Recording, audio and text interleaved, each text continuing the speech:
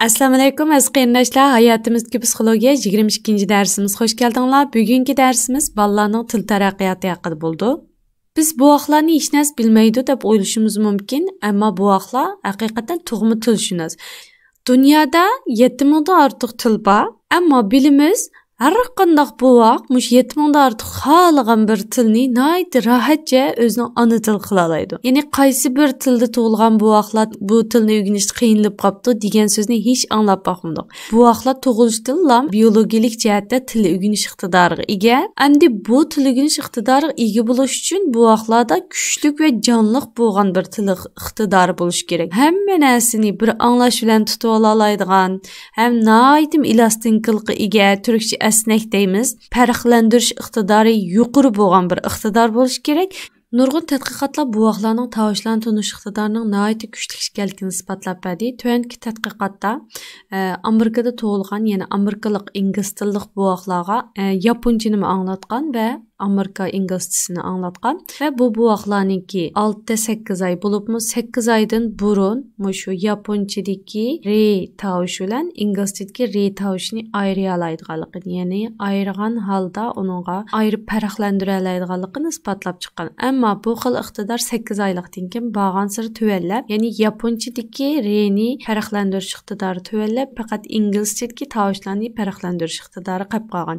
Ya'ni asta-asta insonlar amaliyotda 8 aydan burun dunyodagi hamma tillardagi tovushlarni to'g'ri chiqara oladigan yoki bo'lmasa shuni anglab farqlantira oladigan bo'lsa, 8 oydan keyin, ya'ni 8 oylikdan keyin asta-asta bu iqtidorni yo'qotishga boshlab, o'zining ona tilidagi tovushlarni farqlantirish iqtidorini yuqori ko'tarsa, boshqa tillardagi tovushlarni farqlantirish iqtidorini borgan sari tuvallab mavdu. Hammalar masalan mayli arabcha o'rganayli yoki bo'lmasa inglizcha o'rganayli yo boshqa tillar bo'lsin, bu jarayonlarda balkim men munda deb talaffuz qildim, lekin muallim meni xato olam deydi-ku deb his qilgan bo'lishimiz mumkin ba'zi vaqtlarda. Hatto o'zimizmi talaffuzimizdan xato ekanligi, ba'zi maxrajlarni to'g'ri chiqara olmayotganligini o'zimizmi bilmasligimiz mumkin. Shu nima degan vaqtda bu tovushlarni farqlantirish iqtidorining shu tildagi kishiga nisbatan bizda ojizligini bildirdi. Ikkinchi bir tilni 8 oylikdan burun boshlasak bo'lamdimi degan o'xshash savollar balkim kallamizga kelgan bo'lishi mumkin. Bu vaqtda mundaq bir tajriba yapgan.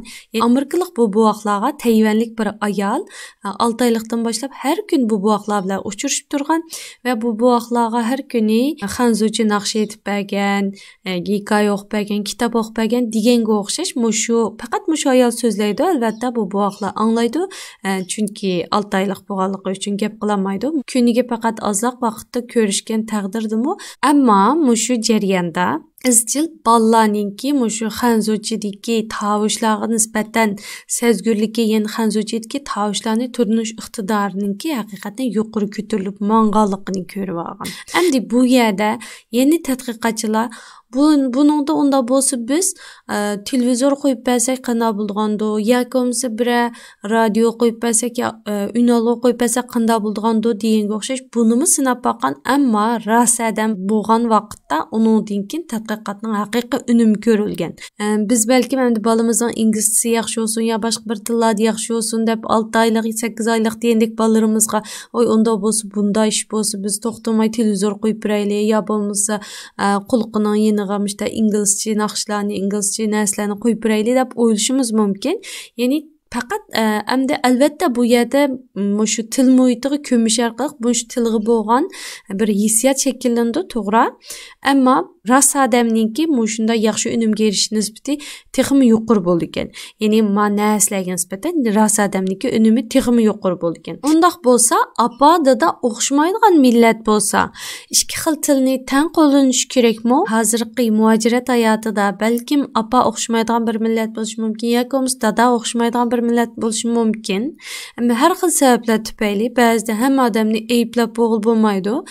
Bilmaymiz endi har ishlar, har qismatlar bundan keyingi vaqtlarimizda yana qanday kunlar beshimiz keldi. Ammo shunda bo'lib qolgan ahvol ostida u chog'da balaninki Uyg'ur tilini saqlab qolishi va yeni bir tilni yaxshi o'rganish uchun biz u chog'da qanday qilishimiz kerak yoki apa dada qanday qilish kerak degan chog'da apa o'zining ana tilida so'zlab berdi, dadimi o'zining tilida so'zlaydi, ya'ni balaga nisbatan. Masalanga Appa Uyg'ur, dada Türk bo'lib qolsa, appa Uyg'urcha so'zlab berish kerak. Ya'ni balaga har vaqt, ya'ni turkcha hech turkcha gap qilmay turib, Uyg'urchalam gap qilish kerak. Dada masalan turkcha gap qildi, albatta turk o'g'anlik uchun turkcha gap qilaverdi. Bu chog'da bala dadini ko'rsa turkcha, appani ko'rsa Uyg'urcha gap qildi. Ya'ni bu mush tadqiqotning mazmunlarining birisi, ya'ni balalarda ajoyib talantni his qilgan ekanki, ya'ni bu vaqtlarda ajoyib yuqori talant bor ekanki, mushundaq ilqi har bir o'xshamaydigan masalan o'xshamaydigan til muhitidagi ya apani yoki dadini ko'rgan vaqtda shu tilda javob qaytara olish, shu tilda tafakkur qilish shu baldagi ajoyib bir talant. Ya'ni butun bu vaqtlar buni asla hozirlay oladi. Shu bu yerda hargiz ansirab masalan ikki xil tilda bolabak abjashib ketami u bu degandek ansirash emas, balki ikki xil tilni muqim holda masalan appa birdam turkcha, birdam uyg'urcha gap qilish emas balaga, balki appa hamdi buni eng oldida dada bilan obdan maslahatlashish kerak. Mushtamishda qig'im balamninki Uyg'urchani unutib qolmasligini umid qilmay, Uyg'urchani bilishini umid qilmay deganga o'xshash fikrlashgandan keyin appa izchil Uyg'urcha gap qilishi, dadami turkcha gap qilish kerak. Bunda misollar nihoyat nurg'un. Haqiqatan bala keyin ikki xil tilni o'xshash holda bilib cho'ng bo'ldi. Albatta bu ham davom qilish kerak. Ya'ni ma'lum bir yosh bo'lgandan keyin bolalarda bir xil turkcha o'p kelsa yoki maktabga kirgandan keyin bir xil turkcha o'p kelsa, bala yana Uyg'urchadagi tavishlarni farqlantiraydi degan taqdirdimi Uyg'urchani unutib ketish nisbati tig'imi yuqori. Masalanga bizningki hozir bolalarimizning orasida garchi kichkigidan Uyg'urning ikkalisi arayal Uyg'urning bolasi, ammo bola izchil masalan karton film ko'rganligi yoki boshqa narsalarni ko'rgan, izchil shu turkcha muhitga kirib qolganligi tufayli turkchalam gap qilgan, keyin butun Uyg'urcha gap qilolmaydigan bo'lib qolgan holatga kelib qolgan bolalarimizmi oz emas. Endi buningda amaliyotda biz hargiz ansirmasdan, agar maktablarda turkcha gap qilishdan qiynalib qolishi mumkin, yo bo'lmasa inkos bildirish ostib qilish mumkin, men bolamning maktabda turklarga o'xshash gap qilishni umid qilman deydigan orzuyimiz bo'lsa, u chog'da bu bolaga albatta kichikdan Uyg'urcha ana tilni puxtilgan asosda uningdan keyin turkcha, masalan turkcha muhit, turkcha yasli degandek sharoitlarni yaxshi qilib bersak bo'ldi. Endi yangi til o'rganish uchun oltin vaqt, nurg'ulg'anlarimiz oltin vaqtni balkim 7 yoshdan yuqori, 8 yoshdan yuqori, 10 yosh vaqtlarimiz deb o'ylashimiz mumkin, ammo shu tadqiqotda ko'rsatilishicha oltin vaqt amaliyotda shu tug'ilgandan masalan 7 yoshgacha bo'lgan vaqt oltin vaqt. Ya'ni shu vaqtlarda agar masalan bola turkcha muhitda uchrasa, turkcha yasliga kirsa, turkchani haqiqatan turk bolalardekla so'zlaydigan bo'lib ketilganligini ko'ramiz. Bolalarning til o'rganish iqtidori haqiqatan yuqori. Ya'ni cho'nglar masalan Turkiyada hozir 4-5 yil yashayotqili, 4-5 yil hatto 6-7 yil bo'lib turib, ya'ni o'zining bolalarchilik turkcha gap qila oladigan iqtidorga yetamiga ota-onalar nurg'un masalan. Shunga o'xshash, ya'ni bolalarningki til o'rganish iqtidori haqiqatan yuqori. Shunga masalan bolalarning turkcha maktab kirgandan keyin turkchadan ansirsak, amal bor 3 yoshgacha nihoyatda sap holda uyda ota-ona bo'lsin, cho'ng bolalarimiz bo'lib qolsa, cho'ng bolalarimizga deyish orqali uyda butunlay Uyg'urcha, sap Uyg'ur tilida so'zlashish orqali undan keyin 3 yosh mayli 3 yosh deb beraylik yoki 4 yosh deb beraylik, yasli kirgan vaqtda yaslida turkcha bir muhiti bo'ldi, turkchani o'rgandi, turkcha so'zlash qobiliyatiga yetdi va uy qaytib kelgan chog'da bolam qiynalib qolarmikin yo ikki xil tilni orasi ikki xil bo'lib qolarmikin deb uyda u chog'da yana qaytadan turkcha so'zlaydigan bo'lib kelsak, 3 yoshgacha 4 yoshgacha ko'rsatgan tirishchiligimiz bekor ketadi. Undan bola uyga kelgan chog'da yenilam izchil Uyg'urcha gap qilishimiz kerak va shuningdan keyin bola uyga kelganda bizga Uyg'urcha gap qila oladigan, maktab borgan chog'da o'zligidan turkcha gap qiladigan munda iqtidorni yetildirdi. Haqiqatan qo'sh tillik bir saviyaga yetadi inshaalloh. Endi bu rasmdan yana ko'ra olamizki, til o'rganishdagi oltin vaqt amaliyotda shu 7 yosh kirgacha, hatto 8-10 yosh, 11-15 yoshlargacha yaxshi vaqtlar. Unda 15 yoshdan boshlab tuvallashga boshlaydi. Ya'ni 17 yoshga borgacha har holda, lekin undan keyin 39 yoshga borgacha borgan siri tuvallab, undan keyin texmi ostlab ketadi. Albatta men 37 yosh bilan bunda bir til o'rgandim-ku, yamancha yosh bilan o'rgandim-ku deya olmaymiz. olmaymiz. Lekin albatta texmi ishtik o'rganib ola oladigan yoki texmi to'g'ri talaffuz qila oladigan, texmi yaxshi so'zlay oladigan yoki qisqa vaqt ichida o'rgana oladigan degandek iqtidorlar albatta qancha kichik bo'lsa shuncha yaxshi. Shu bu haqda mushu natijalar orqali biz bolamizga qancha xil til o'rgatmoqchi bo'lsak yoki shu tilga bo'lgan sezgirligini oshirmoqchi bo'lsak, mushu asosda harakat qo'llansak bo'ldi. Bu vaqtlarning so'zlarining ma'nosini o'rganishi albatta bir yoshdan oshgandan boshlab asta-asta bolalar, ya'ni ma'lum bir narsaninki bir ma'niga kelganini bildi. Albatta bir yoshdan kichik. 4 oylik eng baldur deganda 4 oyliklar bilan boshlandi deb qaraldi-ki, masalan 4 oylik bolaning masalan apsini apa deb kelsa, aps tarafga qariy olishi, dada deb kelsa, dadis tarafga qariy olishi yoki va boshqa har xil 6 oylik bolalarning teg'imi yuqori bo'ldi deganga o'xshash. Amaliyotda buningdimi ilgari zamonlarda bolalarninki so'zlarning ma'nosini bila olishi, o'rgana olishi bo'lgan ahvol, ammo bir yoshdan keyin teg'im tezlashidi va 2 yoshga kirgan vaqtda bu son 400 ga yaqinlashadi. Ba'zilarimiz deyishi mumkin, mush 2 yosh kirgancha endi bir opa dodalam deydi, yana jiq gaplarni deyolmaydi bolam. Lekin birdalam mush 3 yosh degan sonni oldi, lam shunda gap qilgan bo'lib ketdi, portlabli ketdi, zodi bek gap qilgan bo'lib ketdi deb bir 2 kun ichidilam ya bir hafta ichidilam shundoq bir portlaganligini his qilamiz bolalarninki. Buni bolalarninki portlash xarakterlik til chiqarish davri deymiz. Ya'ni mush vaqtda bolalar ya'ni bir hafta yoki bir 2 kun ichidilam portlagandek lam bütün so'zlarni deyoladigan bo'lib ketadi. Hozir mush grafik qarasaqmish 2,5 yosh va 3 yoshning oralig'ida 500 ga yaqin so'z bor. Hatto 2 yosh va 3 yoshning oralig'ida 10 dan ko'p bo'lgan so'z bor. Ya'ni mushunchalik qisqa vaqtning ichida bolalar nihoyat portlash xarakterlik ilgirlashni qo'lga keltirdi. Shunlashqa 3 yoshdan burun hammaylar bilimiz balkim 30 million so'z degan bir kitob bor.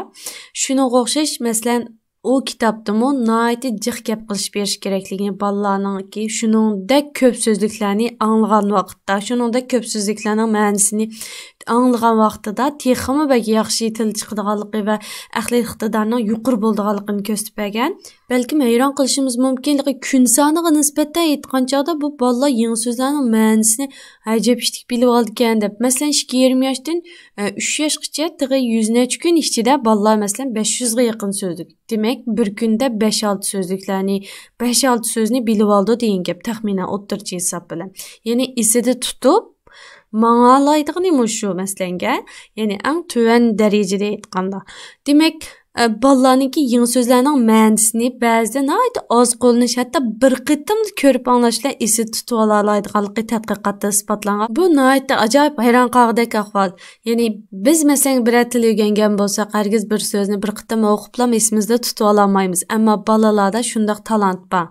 Yana bir qitim iymon etdimizki, ya'ni Alloh taolo insonlarga so'zlashni o'rgatgan, butun narsalarni, shaylarni bildirganligini mush yerda iymon eta olamiz. Chunki bala inson tug'ilishidan bir narsaning ismini, ya'ni tilni o'rganish iqtidori ega bo'lib tug'iladi.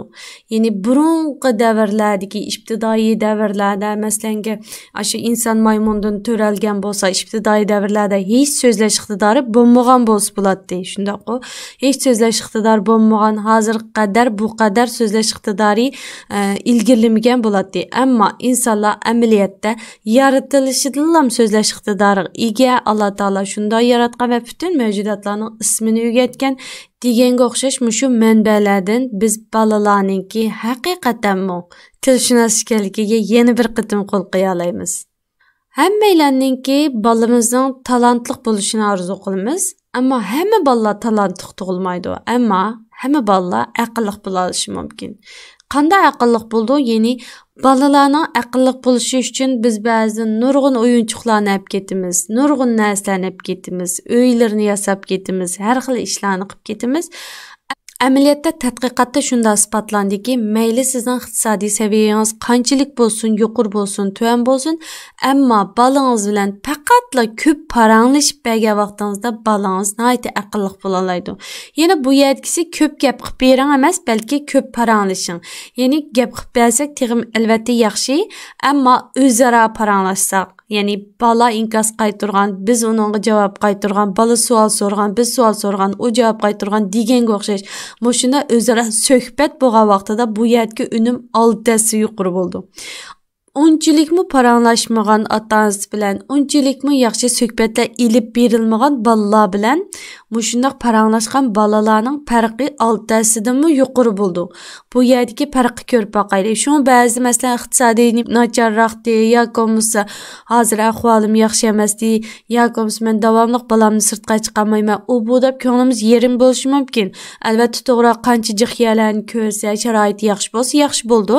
Ammo faqat qilinmagan astimizda ko'p paranglashib berishningki eng cho'ng boyligimiz va eng unumlilik yo'l ekanligimizni mushu yerda tadqiqot orqali isbotlab chiqdi. Har qanday insonningki qilayotgan ishlarning ichida eng yaxshi unumli kishi ko'p paranglashib berish. Bugungi darsimiz orqali ko'p paranglashishning ahamiyatiga yetilgan bo'lsangiz, agar hozir balliq bo'lgan bo'lsangiz yoki kelgusida balliq bo'lmoqchi bo'lsangiz, ko'p paranglashish orqali kelgusidagi olimlarimizni, kelgusidagi doilarimizni yetishtirib chiqarsangiz, bizningki ajrimiz bo'sh ketgan bo'lmaydi inshaalloh. Ammo ko'pchilik hammanglar o'zinglarni asranglar, Allohga omonat.